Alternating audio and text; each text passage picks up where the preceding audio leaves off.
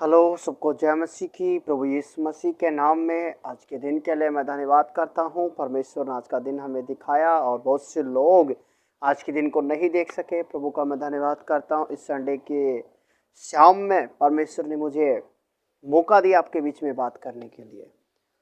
और जैसे मेरा टॉपिक था, मेरा जो विषय था जिस पर मैं बात कर रहा था, परमेश्वर आपसे कैसे बात करता है। जब परमेश्वर आपसे बोलता है तो आप उसकी आवाज़ को कैसे पहचानते हैं, उसके विषय में मेरी बातचीत हो रही थी, जिसमें मैंने पहले पॉइंट को आपको बताया बाइबल पढ़ने के द्वारा, सेकंड पॉइंट के बारे में मैंने बात की पवित्र शास्त्र पर मनन करने के द्वारा, और तीसरे पॉइंट मैंने बात की पवित्र आत्मा के अनुसरण के द्वारा, और चौथी बात पे मैंने बात किया था प्रार्थना और उपवास करने के द्वारा। हाँ जी, जो मेरा पिछला जो पॉइंट था वो था प्रार्थना और उपवास के द्वारा। मैंने आपको बताया था कई बार हम जब प्रार्थना करते हैं, और प्रार्थना और उपवास दोनों का एक अच्छा मेल है। जब आप प्रार्थना करते हैं, अगर थोड़ा सा उपवास में और उपवास करेंगे, साथ में प्रार्थना को करोगे, तो आप परमेश्वर की आवाज़ को समझ सकते हो। जब परमेश्वर आपसे बताना चाहता है वो आपको प्रार्थना के जरिए, उपवास में, जब उपवास में होकर प्रार्थना करेंगे, उससे आपको बातचीत को समझ आने के लिए बड़ा अच्छी तरह से मदद करेगा। अब जो पाँचों पॉइंट है मेरा, मसीह देह के द्वारा। मीन्स बात करें तो मसीह देह, देह बोले तो कलीसिया। मसीह देह कौन सी है? जो कलीसिया है। अजी जो बहुत से लोग हैं चर्च में जाना पसंद नहीं करते। बहुत से लोग हैं जो इतवार को चर्च की जो वर्शिप होती है, जो आराधना होती है, उसको मिस करने की कोशिश करते हैं। बोलते नहीं, चर्च में जाना कोई ज़रूरी नहीं, हम घर पे बैठ के प्रार्थना कर सकते हैं। चर्च वाला भी प्रार्थना करनी आती, वही चर्च पे प्रचार होता है, वही भजन गाने होते हैं, वही सब कुछ होता है, हम घर पे कर लेंगे। अजी जो कई बार मेरा जो विषय है यही है, मसीह कलीसिया के द्वारा या मसीह देह के द्वारा या मसीह कलीसिया के द्वारा भी हम क्या कर सकते हैं। परमेश्वर की आवाज़, परमेश्वर हमसे क्या करता, कई बार बात करता है। आपको पता है जब आप कलीसिया में इकट्ठे होते हैं, वहाँ पर काफ़ी प्रकार के लोग होते हैं। मैंने पहले बताया था, कलीसिया चर्च मतलब पवित्र जन, पवित्र लोगों का एक समूह, जहाँ पर परमेश्वर की हजूरी होती है। वहाँ पर बहुत से लोग होते हैं जिसके अंदर परमेश्वर ने अलग अलग तोड़ों को दिया होता है। कोई हमसे नए होते हैं, कोई पुराने होते हैं। जब हम चर्च में जाते हैं, परमेश्वर जिस चीज़ को, जिसको जो तोड़ा दिया है, परमेश्वर उसके थ्रू हमसे क्या करता है, कई बार वो चीज़ें हमसे बातचीत करती हैं। हाँ जी, हाँ, कुछ रेफरेंस को हम देखेंगे कि मसीह कलीसिया के द्वारा परमेश्वर की आवाज़ को सुन सकते हैं। जैसे हम प्रेरितों के काम में जब पढ़ेंगे, वहाँ पर बरनबास और शाऊल का जिक्र दिया गया है, और जब उसको पढ़ते हैं तो वहाँ लिखा है कि जब शाऊल और बरनबास जब कलीसिया में थे, प्रार्थना कर रहे थे। शाऊल को सभी लोग जानते होंगे, अगर नहीं जानते तो मैं बताना चाहूँगा। शाऊल वही है जो मसीह कलीसिया को सताता था, जिसका नाम शाऊल से बदलकर पौल हो गया।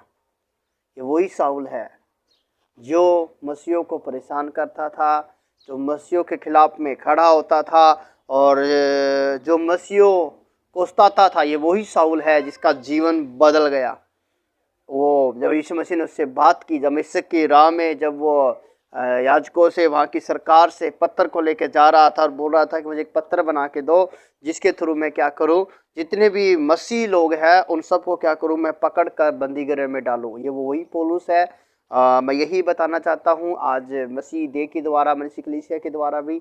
जब आप चर्च में जाते हैं तो पहली बात मैं आपको यही आग्रह करूँगा, आप जो मेरे वीडियो को देख रहे हैं, अगर अभी तक आप चर्च के प्रति स्टैंड नहीं ले रहे हैं, आप चर्च में नहीं जा पा रहे हैं, नहीं जाना पसंद नहीं करते, अगर आपको रॉन्ग टीचिंग मिली है कि चर्च में जाना नहीं चाहिए, घर पे बैठ के वही कर सकते हैं, जीजो, दिस इज़ रॉन्ग। चर्च में जाना बहुत ज़रूरी है। चर्च में जाओगे, आप गवाहियों को सुनोगे, परमेश्वर की सामर्थ को देखोगे, और आप ये भी देखोगे कैसे परमेश्वर ने लोगों के जीवनों में बड़े बड़े कामों को किया है।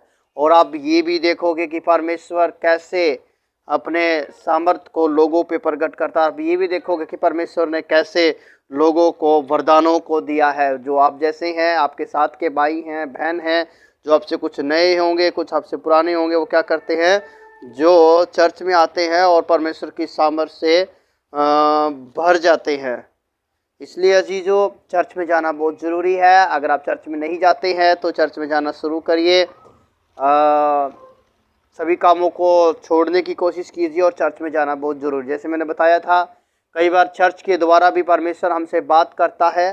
जैसे हम देखते हैं साउल और बरनबास जब चर्च में थे, परमेश्वर वहाँ पर जो लोग इकट्ठे थे, परमेश्वर की आत्मा ने वहाँ पर कलीसिया विश्वासियों के मन में डाला कि बरनबास और साउल को भेजा जाए। कहाँ भेजा जाए? परमेश्वर के काम के लिए। जब हमारे पास कोई हल नहीं है तो हम कलीसिया के द्वारा भी परमेश्वर अपने लोगों से बात करता है, अपने बच्चों से बात करता है। जो तोड़े उनको दिल से बात करता है कि उन बंदों को तैयार करो कि वो परमेश्वर के सुसमाचार को बातें। जैसे प्रेरितों का काम 13 अध्याय में हम पढ़ेंगे, वहाँ लिखा है अंताकिया की कलीसिया में कई भविष्यद्वक्ता और उपदेशक थे, जैसे बरनबास, सैमोन जो नीगर कहलाता था, लुकियुस कुरेनी, चौथाई देश के राजा हेरोदेस के दूध भाई मनहेम और साउल। जब वे उपवास के सहित प्रभु की उपासना कर रहे थे तो पवित्र आत्मा ने कहा, मेरे लिए बरनबास और साउल को उस काम के लिए अलग करो जिसके लिए मैंने उन्हें बुलाया है। तब उन्होंने उपवास और प्रार्थना करके उन पर हाथ रखे, उन्हें विदा किया। अजीजों, मैं बताना चाहूँगा, आप परमेश्वर अपनी कलीसिया के द्वारा भी लोगों को तैयार करता है, किसको भेजना है, किसको किस काम के लिए चुनना है। कई बार नहीं, ज़्यादातर, स्पेशली ज़्यादा मैं कहूँ, ज़्यादातर परमेश्वर अपनी कलीसिया के बीच में लोगों के थ्रू, परमेश्वर की आत्मा लोगों के द्वारा, पवित्र आत्मा के द्वारा वहाँ पर बातचीत होती है, उस बंदे को काम के लिए भेजा जाए। अगर अजीजों, अगर आप चर्च में नहीं जाते हैं तो चर्च में जाना शुरू करिए, क्योंकि परमेश्वर की देह के द्वारा, परमेश्वर की मसीह देह के द्वारा, कलीसिया में जाने के द्वारा भी आप परमेश्वर की आवाज़ को सुन सकते हैं और आपसे जब बात करता है उसको आप सुन सकते हैं और आपके जीवन में काम करेगा। और सेकंड पॉइंट हम देखें, प्रेरितों ने हर सभा में प्रार्थना और उपवास के साथ प्राचीनों को नियुक्त किया गया।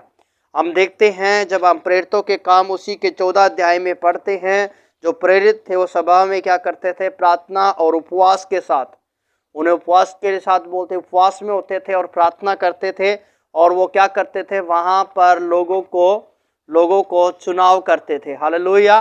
क्या करते थे? लोगों को चुनाव करते थे। जैसे कि हमने बात किया था, प्रेरितों काम 14 के 23 में देखते हैं कि वहाँ पर कैसे वो बातचीत कर रहे हैं। लिखा है, उन्होंने हर एक कलीसिया में उनके लिए प्राचीन ठहराए, उपवास सही प्रार्थना करके उन्हें प्रभु के हाथ में सौंपा जिस पर उन्होंने विश्वास किया था। अजीजों, मैं एक बात को कहना चाहता हूँ, उपवास और प्रार्थना, और तीसरा कलीसिया के द्वारा। अजीजों, आज का मेरा टॉपिक यही था कि हम मसीह देह के द्वारा, आई मीन देह बोले तो कलीसिया के द्वारा, जब आप कलीसिया में आओगे, प्रार्थना में आओगे, दुआ प्रार्थना में आओगे, तो परमेश्वर का जो दास है, जो आपको वचन को सुनाता है, परमेश्वर उसके राय भी आपसे बात करेगा, आपकी गलतियों को आपको बताएगा।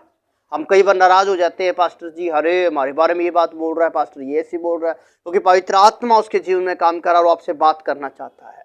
इसलिए बहुत जरूरी है, जो लोग चर्च में नहीं जाते हैं, मैं चाहता हूं आज से एक स्टैंड लें और चर्च में जाना शुरू करें। मसीह की देह, मतलब कलीसिया के द्वारा भी परमेश्वर हमसे बात करता है और हम परमेश्वर की आवाज को सुन सकते हैं। परमेश्वर कैसे बोलता है? कलीसिया के द्वारा भी बोलता है, उसको हमने सुनना है और उस पर लर्न करना है। कई बार बोलते हैं अरे यार पास्टर जी ने आज प्रचार किया और प्रचार मेरे ऊपर लगा, पास्टर जी ने मुझे देख के प्रचार किया। अजीजों, ऐसा नहीं होता। प्रभु का आत्मा, क्योंकि मैं ये बात को क्लियर करना चाहता हूँ, जितने भी प्रभु के दास हैं, छोटा बड़ा तो नहीं कहूँगा, क्योंकि छोटा बड़ा हम नहीं है, परमेश्वर छोटा बड़ा नहीं बनाया। हम अपने करतूतों के क्या बोलते हैं, संसार के थ्रू हम छोटे बड़े हो जाते हैं, हमें बांट दिया गया है। बट रियल में अगर जब हमारा न्याय होगा, जब जजमेंट के सामने हम खड़े होंगे, जब स्टैंड उस टाइम लिया जाएगा, उस समय क्या होगा? हम सब बराबर होंगे। इसलिए जब प्रभु का दास, बाइबल कहती है कि प्रभु का दास क्या है? परमेश्वर का वचन भजन संहिता में लिखा है कि प्रभु का दास मेरी आंखों की पुतली है। जो मेरी पुतली को छेड़ता है, मतलब परेशान करता, मुझे परेशान करता। आपने देखा होगा जब साउल ने विश्वासियों को परेशान किया, पत्थर लेके गया, परमेश्वर ने क्या किया? यीशु वहाँ पे जब उसको देखा, एक प्रकाश आया, उसके कारण क्या हुआ? साउल अंधा हो गया और एक आवाज आई, बोला हे साउल तू मुझे क्यों परेशान कर रहा है?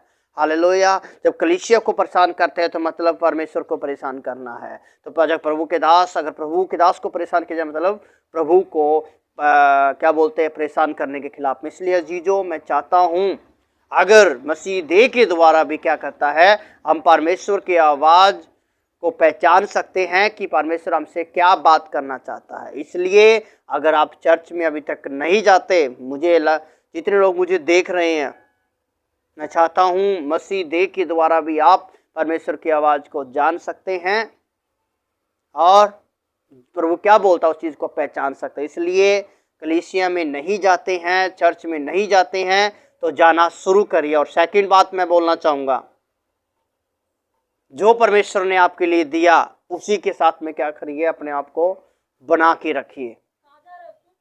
क्योंकि अगर मैं बात करूं, बेटा बाप के पास ही रुकता है, चाचा के बाद बहुत कम रुकता है। इसलिए अजीजों, जिस दास को प्रभु ने आपके लिए दिया उसी के साथ में बने रहिए। ये मत देखिए कि वो उसको कितना आता है, ये मत देखिए उसने कितना सीखा है। सबसे इम्पोर्टेंट बात है, प्रभु कहता है कि अगर हम एक दूसरे के प्रति वफादार नहीं होंगे तो परमेश्वर के सामने क्या वफादारी को दिखाएंगे। अजीजों, इसलिए मैं चाहता हूँ अगर आप लोग मसीह देह मतलब कलीसिया के अंदर नहीं जाते हैं तो जाना शुरू करिए। आज मेरा 5वां पॉइंट यही था, मसीह देह के द्वारा भी हम क्या कर सकते हैं, परमेश्वर की आवाज़ को सुन सकते हैं और उसके द्वारा भी परमेश्वर हमसे बात करता है। Okay, God bless you. परमेश्वर आपको आशीष करे और इस वचन के द्वारा सबको जय मसीह की। नेक्स्ट टॉपिक पे फिर से हम आगे मिलेंगे। छठा टॉपिक हमारा है जीवन की परिस्थितियों के द्वारा। हालेलुया, सबको जय मसीह की। God bless you. अगर आपको अच्छा लगता है तो इसको लाइक कर दीजिए, कमेंट कर दीजिए और शेयर कर दीजिए और उसके सब्सक्राइब भी कर दीजिए, सब्सक्राइब भी, क्योंकि आज सब्सक्राइब नहीं करोगे तो आप अगले पॉइंट को कैसे देखोगे। इसलिए सब्सक्राइब भी करना ज़रूरी है और कमेंट डालना भी जरूरी है कि मुझे ये लगे कि आप लोग देख रहे हैं। मैं विश्वास करता हूँ कि आपको कुछ नया सीखने को मिला होगा। ओके, जय मसीह की। God bless you. प्रभु आपको आशीष करे।